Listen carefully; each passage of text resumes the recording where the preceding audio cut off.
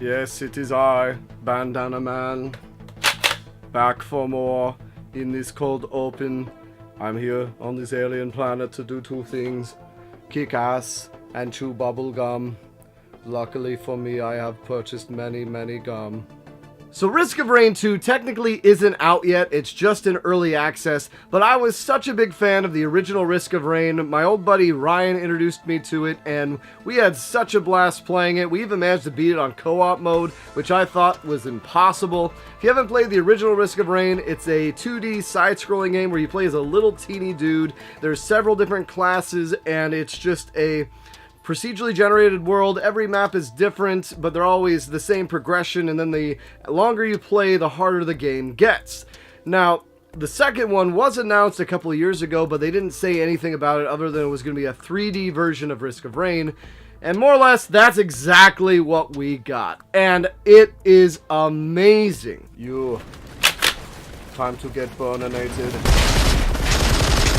If you love the first Risk of Rain, it's just that game in 3D. It's literally taken Mario to Mario 64 kind of a thing. Like, it's amazing. It's really well done. And even though it is in early access, it still feels like it has a lot of polish on it.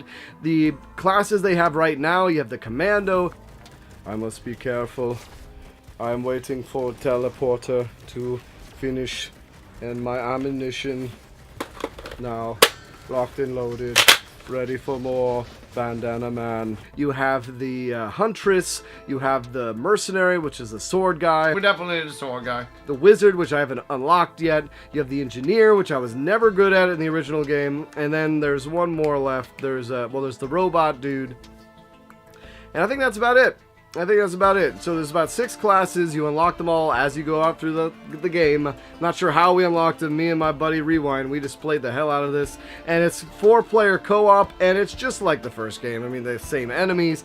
The whole goal is you run around the environment collecting money from kills, which then allow you to unlock chests. It gets upgrades. Now, the nice touch is the upgrades. You can see it on your character. So if you get spectacles, now your dude with his dome has spectacles on him. You get antennas, now it's on there. You have the needle in you, and there's like a needle sticking out of you. So that was really cool.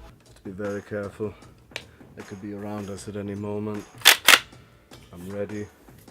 I'm ready to take on giants and big flying ones as well. Luckily for me, I have myself. I can always depend on me. Except for when I can't. But we do not talk about that. The original game was the guys were so tiny you could never see anything like that. So that's a great touch. The bosses, you have the 3D Magma Worm, you have the 3D Wisp, the 3D Wanderer, the 3D Stone Golem guy. They have a new boss, which literally there's going to be 12 bosses, I think. The new boss is this big kind of teapot looking thing that opens up and sucks you in. It's just phenomenal. Now, there is no end yet, so the game just endlessly loops at the moment. You can open up a portal to a shop where you can unlock the wizard with coins, or you can unlock a green portal. I think it's this RNG out comes out, and then that's the way, at least that I thought we got the mercenary. I'm not sure. Somebody new. I got him too.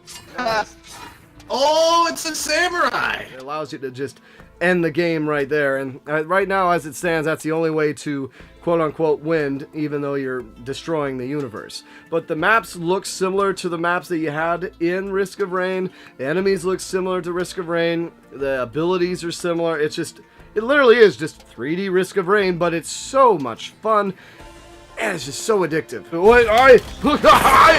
Now, you think you underwrote of me? Well, I just showed you what the real face of fear is. Like, so addictive, because finding that teleporter in 3D is so much harder, especially some of the levels, especially the 4th level, the one that's the magma type level, is the level's really dark. I don't know if they lightened it up, because I felt it did get easier the longer we played it. But man, just finding that teleporter, hitting the node, and then you have to kill a certain amount of enemies in the teleporter node, which I don't remember that being the case. I remember you just had to kill 100%, but I don't know, it's been a while since I played the first Risk of Rain, but really, it's just the combat is tight, the abilities are nice, you can still get the extra abilities like the foreign fruit that heals you, the flying thing lets you fly for a little bit, you have missile launching. It's just all the same things you know and love from the first game are back and just better.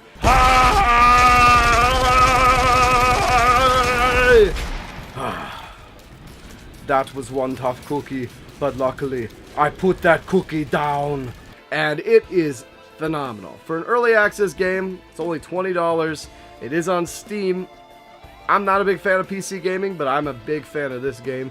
So definitely give Risk of Rain 2 a shot. If you want to wait till it gets out of early access, I don't blame you. But even as it stands now, it is well worth $20. So yeah, I can't really review it as it's ongoing, but that is your Lucious T video. And now, that's all you get for this week. Take care, guys. Now, you think you got it, huh? You think you have me, wandering vagrant? You do not realize I will take my gun and I will pull the cigar out of my mouth, turn to the camera and say, now who's just wandered into vagrancy?